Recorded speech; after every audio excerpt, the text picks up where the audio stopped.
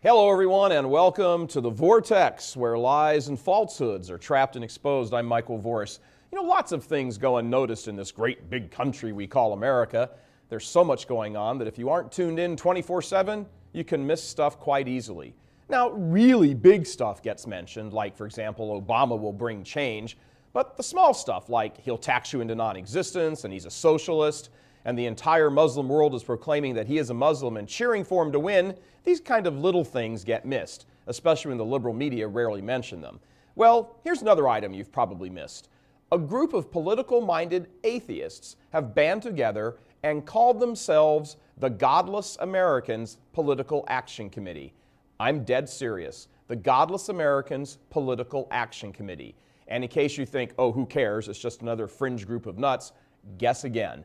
This group carries on the legacy of Madalyn Murray O'Hair, the founder of American Atheists. She's the woman who single-handedly convinced the U.S. Supreme Court to outlaw prayer in public schools back in 1963.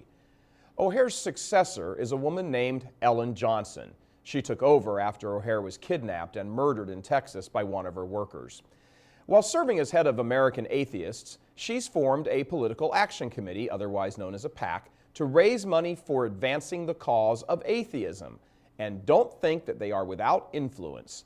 Johnson hangs with well-known congressmen like Pete Stark from the San Francisco Bay Area, as well as Congressman John Conyers from Michigan, the powerful head of the House Judiciary Committee.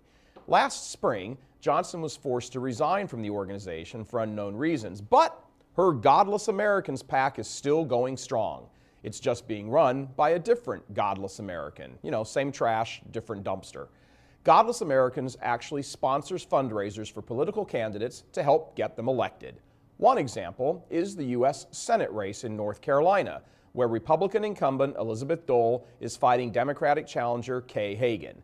Godless Americans members held a fundraiser for Hagan at one of their homes a few weeks ago.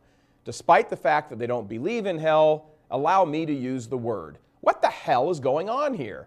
If you go to Godless Americans' homepage on the internet, you'll see that one of their talking points is that they should have a place at the table in the great discussion of democracy. No, they shouldn't.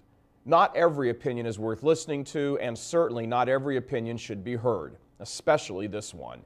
Atheists want to influence public policy. In fact, they already have. No prayer in public school is a good example. See how well that's working? Here's the problem. Not every opinion is rooted in truth. When an opinion is rooted in lies, it has no place at the table. If we were to have a nationwide discussion on the appropriate punishment for dealing drugs, should drug dealers be included in the discussion? Should they have a place at the table? How about child molesters? Should we consider their opinions before taking action against them?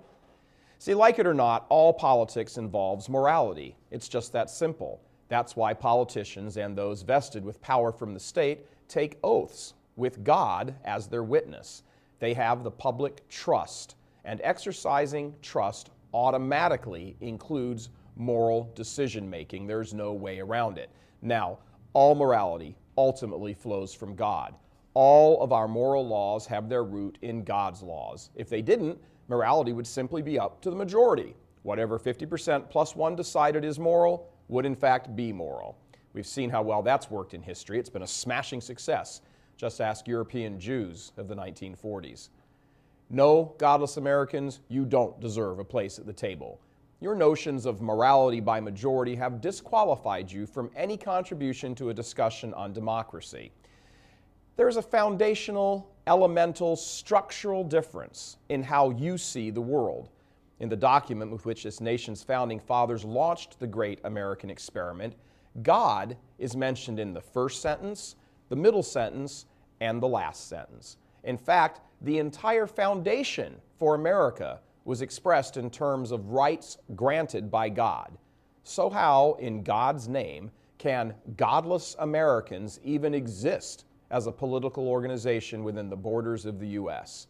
The entire political structure of this country is grounded in a belief in God.